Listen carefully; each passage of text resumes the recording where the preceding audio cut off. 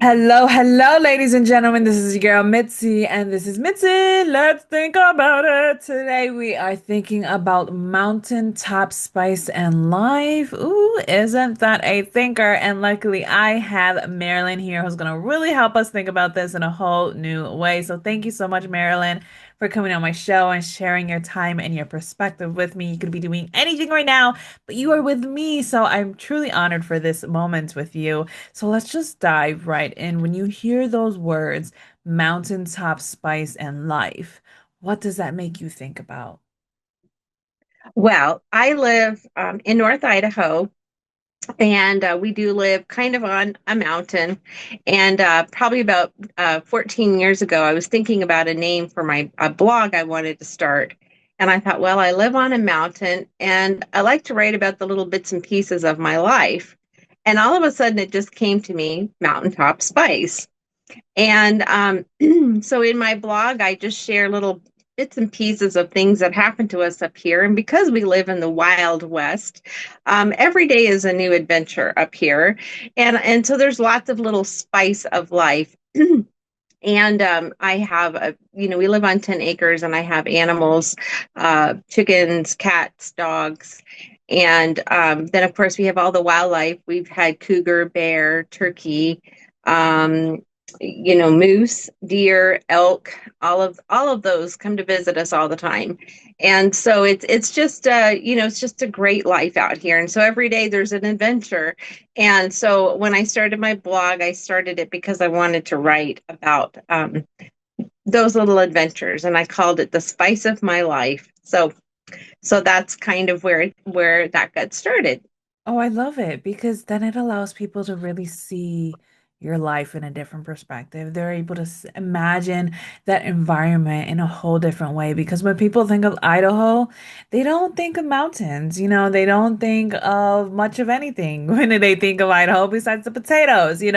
So when you allow somebody into your world, it really does bring things into perspective that people don't really even consider or really wouldn't even like thought was possible. So the fact that you have all these wildlife animals, they're making their way through your home, through your land and through your area, it really does make you realize like, huh, that is something that I didn't even think about. And that's my whole goal of my podcast is that right there is I didn't even think about that. So for you, I know that you said that you moved out there, but was this a real like culture shock from living in Texas to living in Idaho? And how did you adjust yourself?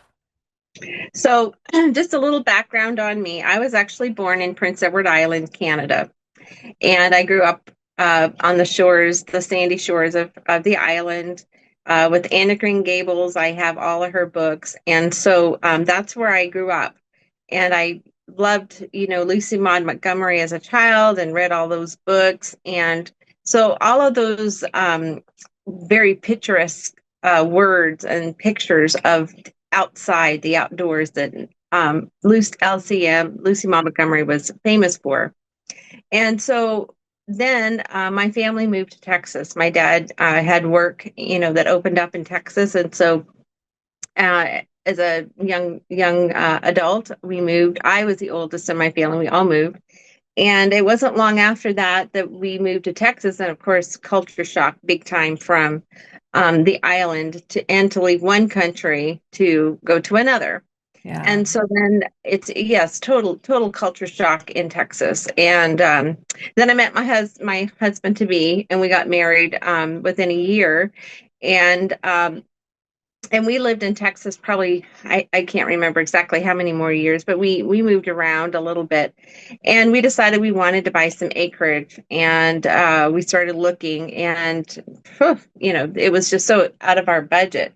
So my husband happened upon an advertisement for Idaho, for land in Idaho, and it was dirt cheap. So we thought, well, let's take a vacation up here. And so we planned to come up to Sandpoint. So we came up to Sandpoint, and we had a vacation up here. And oh my goodness, fell in love, said, this is where we want to be. So we went back home, put our house up for sale. And we moved up here when our house sold, and we rented for a few years and kept looking because what we found out was that land that's cheap also meant no power, no water, none of the amenities. You're off grid, you're way out, where maybe snowplows don't even come in the winter. And we still had young children in school. So we were like, yeah, that land is a little too cheap for us because we need something a little more accommodating for our children. And so we found this piece of property here, and it's 10 acres and it was undeveloped. It did have a septic on it. So we went ahead and started improving the property and moved out here. And so that's just kind of been, a little bit of the transitions in my life. When we moved to North Idaho, it was a different culture. I mean, it wasn't totally unlike the culture I had grown up in Canada on the East Coast. Now we're on kind of the West Coast. So, but it doesn't matter where you move. I don't care if you move, 200 miles away. A lot of times there's different cultures and there's little micro cultures in every area. And that's what we found when we moved here, and there's little, things that people say and you don't even realize it until you come from somewhere else and you go, wait a minute, I could tell you're from here, you're not from here because you just said that wrong. And for Hmm. example, like some of the names of the towns, some people will call, if they've never been to Spokane, Washington, they might look at the name and say, oh, it's Spokane, Washington. And no, it's Spokane. So you start to learn, how people say those names and places, and instead of going to the creek, you're going to the crick, and that kind of thing. And so before long, you start to assimilate, especially when the kids start school and they're hanging out with their friends and it is. There's always, whenever you move any amount of distance, I would say microcultures exist all over wherever you go. But definitely from East Coast to West Coast, Southern, Northern, yeah, there's a lot of that. Oh, I know exactly what you mean because I've have moved around throughout the states from Wisconsin to Georgia to Florida to Texas, back to Wisconsin, lived in Connecticut for a while too. You know what I mean? So going back, I understand exactly what you're saying, just the verbiage, the accents, the cultures, the microcultures. I love that you brought that up because it's so real. Like people don't realize like you get a certain area and then in that area you get certain blocks or certain another smaller area that speaks Yeah, certain different things differently. And yes, you most definitely know when certain words are said wrong because in the South, if you say iced tea versus a sweet tea, they yeah. automatically know the difference. You know what I mean? Iced tea and sweet tea, Yeah, you got it's to make sure so you say different. iced tea in the north, or you're going to get hot tea. Exactly, exactly. So it's a really big difference. Or even when in Georgia, when they're like, "Oh, bless your heart," that's not a Oh, bless compliment. That's your an little you know what heart. I mean? That I had to learn that the hard way. This lady looked at me and was like, "You really are not from here," and I'm like, "No, that I use it wrong." She's like, "You used it terribly wrong," and I was just like, "Ugh, well, thank you for correcting me." You know what I mean? Like, it's always nice to have those people that will correct you and help you in a kind way, give you that grace. Like, you're not Mhm. from here. We'll let you slide. So I know exactly There's what a you tip mean. for you. Exactly. Fun fact, that's not how you say it. That's not how you Yeah. use it. Like those things are really big of a difference. And even food, you know what I mean? Sometimes food can Oh, just food is, also oh be my goodness. tons of a difference. So it's just like, I know that it's that spice of your life. So it's just like for you, how did you really assimilate your family to really accommodate your new area in Idaho?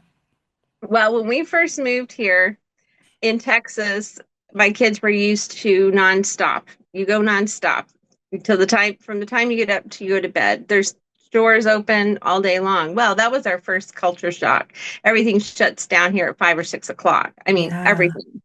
And some of the grocery stores may stay open a little later, but um, so I remember one night the kids were like, "We're bored," and I'm like, "Okay, well, let's go to the library." Oh, the library was closed. It closed at 6. Anyway, so we had to learn to find our own entertainment at home. And the other thing I learned was that the food up here is so different from the food that we were used to in Texas. I mean, Texas believes in spice. Speaking of spice, um, so, foods are very salty, very sweet, very, very, very, lots of flavor. And up here, everything's very, I mean, most restaurants up here serve hamburgers and steaks and, just very basic food. There's not a lot of, different flavors like you would get in the South. And so that was a culture shock for us. So that's when I really transitioned from, the fast food drive-through kind of meals, on the run to I got to cook every meal because fast food's not an option here. We can't just go to fast food because they're probably going to be closed or, it's just not an option. Who wants to eat hamburgers every night of the week? So um, so I started learning and diving into, cooking from scratch and making everything. I started making sourdough, kombucha, all of the fermented foods. We started, buying our own meat, like, a half of a cow and putting in our freezer. So we didn't have to go to the grocery store all of the time. We started learning to stock up. Like when you went to the grocery store, you didn't buy for just one day or two. You stocked up for a month or two or three. And we started, with a big pantry and filling that pantry with canned goods and with, supplies and paper goods.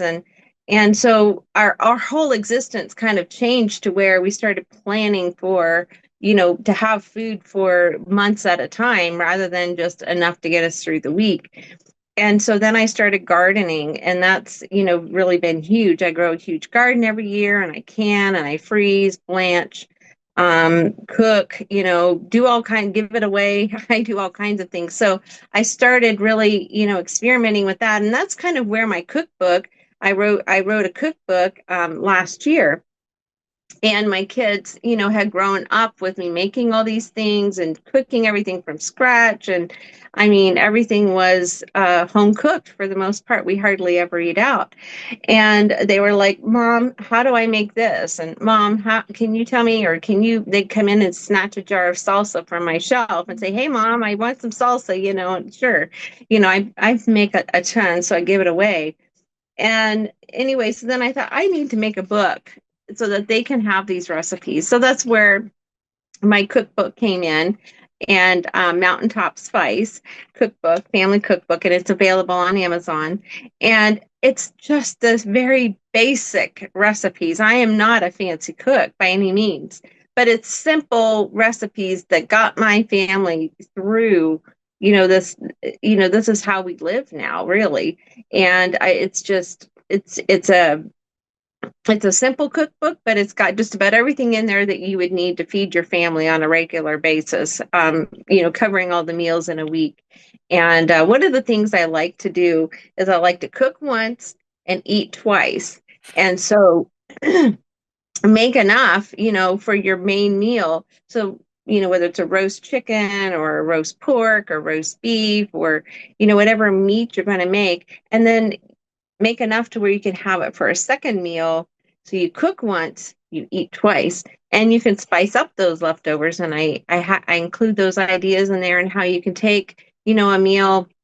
For example, you can make a roast chicken and you can take and boil the bones down. I don't throw anything away. I boil the bones down and I boil them for about 24 hours. I save the broth. I can the broth. I take the bones and I chop them up real fine and I feed it to my dogs or my chickens. I use the broth to make chicken soup. I use the meat to make whether it's a pot pie or chicken enchilada soup or chicken tortilla soup or uh, shepherd's pie, chicken and dumplings, chicken soup. I mean, the possibilities are endless with, as you know, with chicken. And Hmm. so my goal here was to eliminate waste. So all of my food, I either give it to the chickens or I find another way to repurpose it, and I compost it or something. So yeah, we've learned a lot. It's definitely been a great learning experience here. In my cookbook that I wrote was born out of that. And the first book that I wrote, Through Love's Eyes, it started because I'm a photographer and a scrapbooker. I was a scrapbooker for many, many years. I've probably hundreds of scrapbooks and pictures, always taking pictures. And so I had taken some incredible pictures while, living up here in North Idaho. And so I made the book just using my photography and sharing some of those pictures. And so that was my first book, Through Love's Eyes, that I published in 2020. And then my cookbook came next. So Oh, it's just been, and I'm working on on another book right now. oh, that's awesome. And that's so beautiful. I'm glad that you were able to realize the importance of long term. You know what I mean? And a lot of people don't realize that. Like long term Mhm. is real, especially if you live in the country Oh where, yeah. like you said, like things shut down at a normal business time. And people don't realize like that's a thing up north. Like in the South or in those big major cities, it's Yeah. 24/7. It's nonstop going. And but when you're in like the Midwest or in the West or just places where it's not so heavily populated, they really embody um their time, you know what I mean, with themselves and with their family. You know what Yeah. I mean? And that's when you have to start inventing things, you know what I mean, inventing food, inventing an entertainment, inventing just your joy, and then identifying what brings you joy. You know what I mean? You learn a lot about yourself when you have all of this space and this freedom and you're not accessible to the easy convenience of a big major city or a big overpopulated area, because people who are in those overpopulated area, they will never have the need for all of those storages or to even fathom like buying half of a cow and making that last for such an amount of time. But I get you, you know what I mean? I'm in Wisconsin, and since I'm in Wisconsin, and my goal is to find land out in the country and to really embody that homestead mindset, I Yeah. understand. I can respect what you're doing for your family and for your children and for yourself, because it really is a different thing. Because not only do you learn this, but you get to teach this to your children so that they can respect the land, so they can respect the animals, so that they can respect the environment, the natural process of weather. Because even with the weather, it makes it you think into consider take into consideration how you're gonna garden, how you're gonna handle your animals, how are you gonna handle your resources, how you're gonna handle your water sources. You know what I mean? Everything takes into Everything. consideration.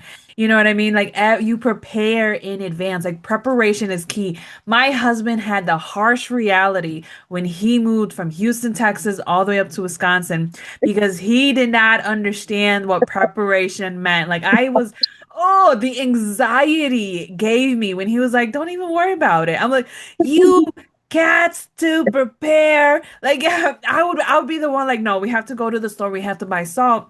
We have to prepare. It's already cheap right now." Because I told him, like, you buy for the winter in the summertime and you buy for the summer in the wintertime. You do the Yep. opposite. Why? Because everything's cheaper in the winter for the summertime and everything is cheaper for the winter. You know what I mean? Back and forth. So it's just like you have to do that, because when you're in the moment, not only do you have the salt, not only do you have the gas, then not only do you have all of the resources that you need available, you're not struggling trying to plow your way out when you already have the source resources there. You're not gonna figure out, oh, how I'm gonna cook. Well, no, I already bought enough food for the month. Like I already bought enough for extras, if just in case we did run out of this, at least we still had this. You know what I mean? I'm with you. I'm with you, Yeah. Marilyn, because I am the same way. Like he makes my blood boil when he does not prepare. You know what I mean? For the first 2 years of our relationship when he was out here, it was just like, ah.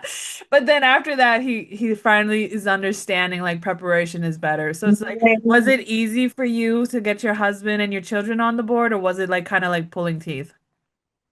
No, my husband and I, we were totally together on this. Oh, So that's we good.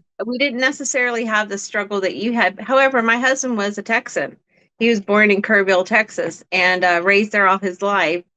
And so I grew up on the island, in the East Coast, and my dad was very much a preparedness kind of person because, again, we lived in the North. You might not get to the grocery store if a snowstorm hits. Mm-hmm. So my parents also bought, would put up a cow, and they had a big garden, and we went out and picked wild blueberries. Well, here we picked wild huckleberries. And so there's a lot of similarities in the culture that I was raised in and the culture that I moved to, but there's also a lot of, they're not exactly the same. But enough of that from my childhood was like, I get this, this is coming back to me. I can do this. And one thing that I was so excited when we moved to Idaho, I was quite worried about. Growing up on the East Coast, they get all those nor'easters that go up the coast, and then your power is knocked out for days on end, and the wind blows relentlessly, and every time it Yeah. snows, the snow just blows, and it's awful. And you have all these drifts and stuff, and I was just like, oh, the wind. I grew up with so much wind, it just blew all the time. Oh, when we came to North Idaho, I was so worried about that first winter. It was like, I can't even describe, it was such a winter wonderland.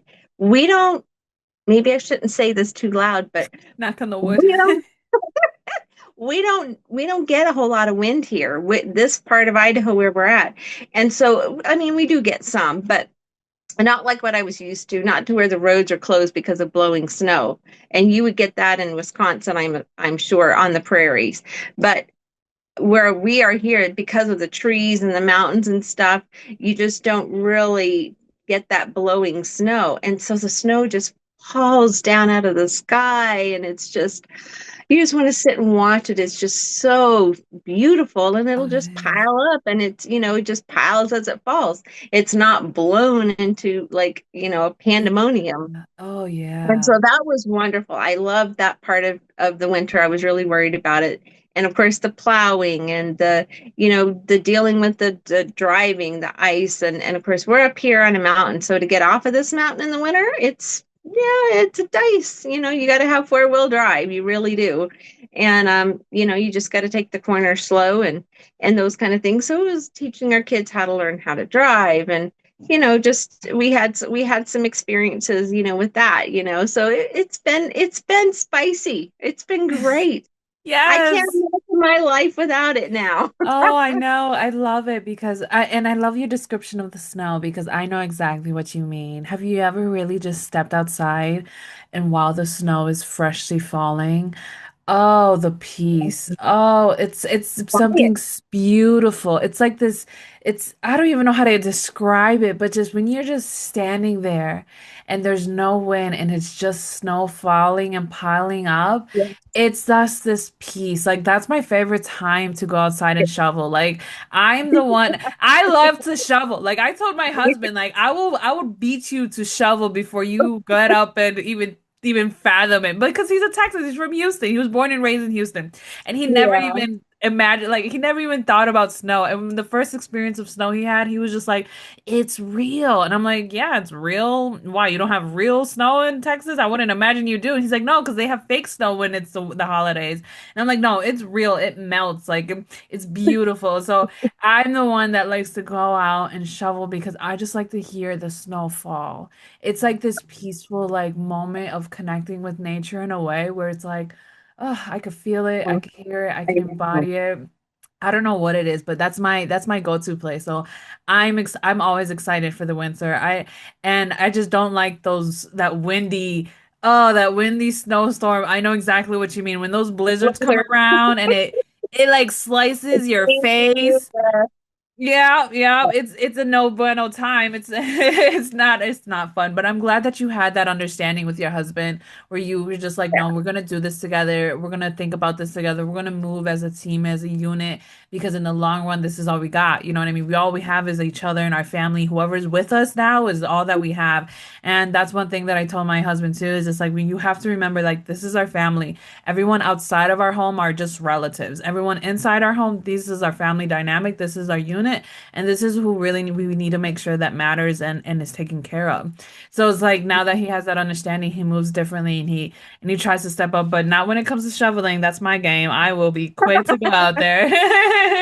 But we But have we have a tractor, and my husband and son, they both, do all of that. So, and we don't have to shovel a whole lot here, just sometimes, the front porch or something. But most of the time well, we've had a roof over our house. We didn't have to shovel, and we just moved into a new home that we've gotten on the property. So we're still, in a transition there. So yeah, shoveling will be, we have to shovel roofs. Like my greenhouse, I have to go out and shovel it, because I don't want the snow to cave it in. So roofs, we have to shovel some roofs sometimes. The chicken coop usually does okay and it slides off. And but yeah, winter was different. Like hearing the first time that I heard snow slide off the roof, and it had been so many years that I'd forgotten. And you just hear this massive thump, thump, thump, thump, Yeah. thump, Yeah. outside your door, and you're like, oh, what was that? And yeah, like so when the snow starts to melt in the spring, that's kind of a dangerous time. I keep my animals in and try to keep them, from because it's kind of scary Yeah, when that it snow is. starts to slide. And so again, that kind of microculture stuff, dealing with the snow and, just a lot of different things like that. Oh yeah, most Yeah. definitely. Because I told my husband too, like you gotta because he was confused on why all of the houses up north are pointed. You know what I mean? I was like, it's because if you have a flat house during the winter, the snow could pile up and basically like it cave in and then you're kind of like screwed, you know? So it allows it to slide off eventually when the warmth develops, or you just knock it over with your shovel or in a Yeah, ladder you have and to get one of yeah, those start big pulling it. shovels that have a real Yeah. extension, and we've Hmm. done that. But yeah, all of these things that people, when they first move to Idaho and they're coming from the South, you don't have any way of knowing what you're going to be having to deal with. And so people buy, it happens all the time. People buy houses and then they don't realize what it costs and what it involves to get through winter. And winter is our longest Wow. season here. It can start in October and then not end until April. And Yes. so, Yes, over here too. Over here too. I told that to my husband. He was like, "That's not true." I was like, ha, "That's cute." I remember when it snowed in May. You think that's not gonna happen here? I literally remember it was spring break, and I was supposed to do my first newspaper run as my first job ever as a 12-year-old. And as soon as I walk out the door, it was a snowstorm. There was a blizzard. There was snow beyond my hips, and I'm still a shorty, so it still counts. So. I'm short I too.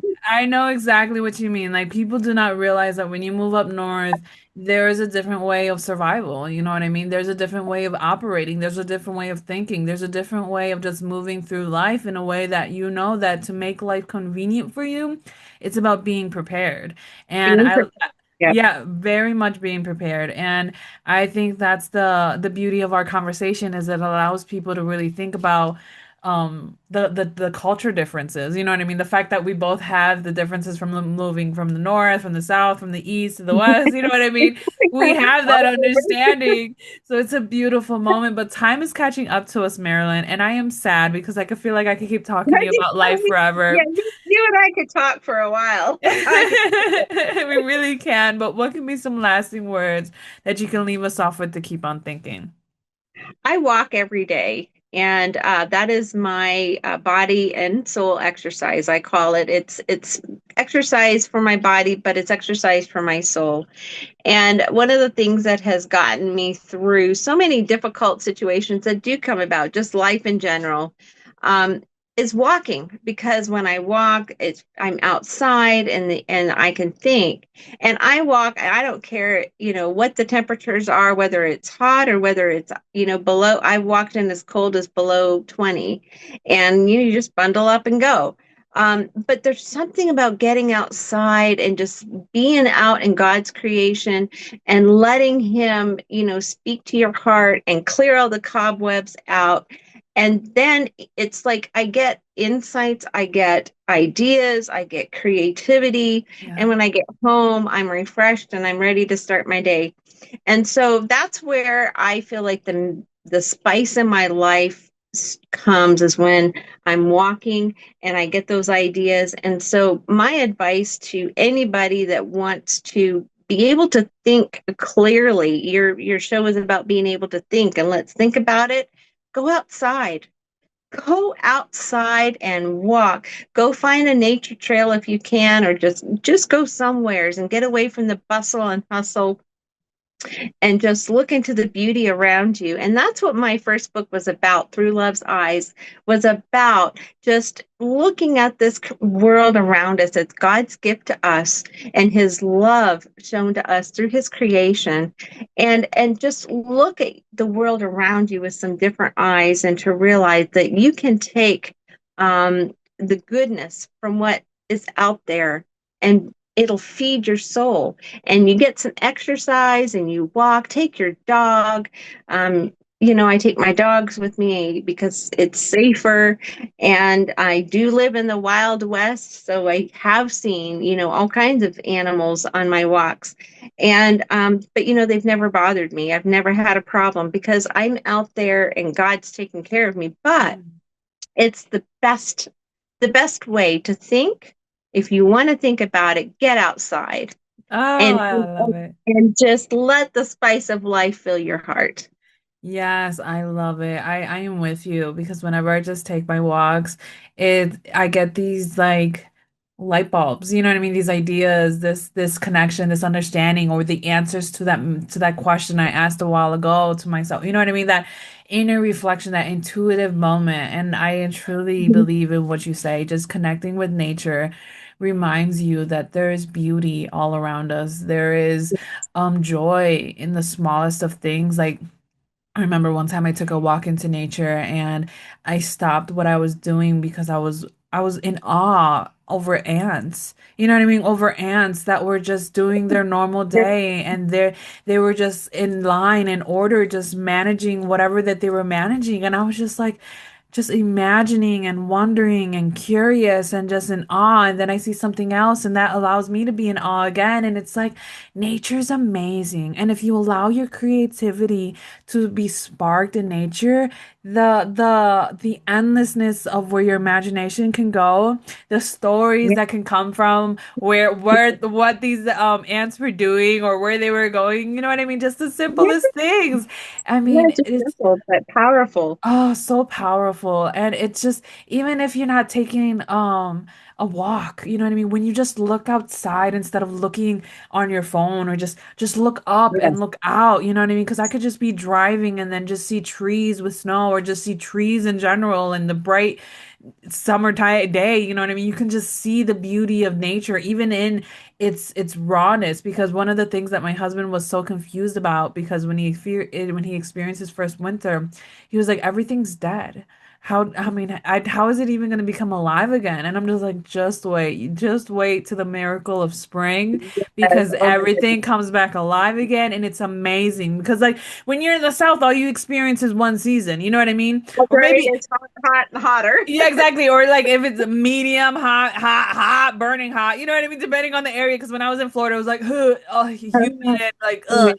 And then when goodness. I was in Texas, it was like a oven hot. So yes, it's so different. But when you experience all four seasons, oh my Oh, goodness, it's incredible. you have like this joy of knowing that summer is there, winter's there, fall is there, spring is There's right a there. change coming. If you don't like it, a change really is coming. A Yes, good change. exactly. And it's a good Yeah, change. And then it reminds you that that's the same change that happens in our lives. You know what I mean? If that's you want to right. get That's deep, right. like the seasons of nature, of the earth, of the world can happen in our lives too. So it's like when we are stuck in a certain season, don't worry, just move and you'll find out you're going to go into another season. You're going to keep Yeah, going. Like there's so many ways to just think about things, but you have to give yourself that opportunity to think. And I think just getting yourself out with nature truly does allow you to do exactly yes, that. So, yes. oh, Marilyn, I can keep talking to you. Keep the trash, girl. I know, right? Oh, ladies and gentlemen, if you enjoyed this conversation as much as I did, and you want to check out Marilyn, because how could you not? Go check her out. I have access to her website in the description. If you're listening in audio or you're on YouTube, go check her out. Oh my goodness, you'll find all of her great books, all of her great blogs, all of her great content on her website, just so that you can continue on thinking. Don't do yourself a disservice and stop thinking, just keep thinking. So, with that being said, bye.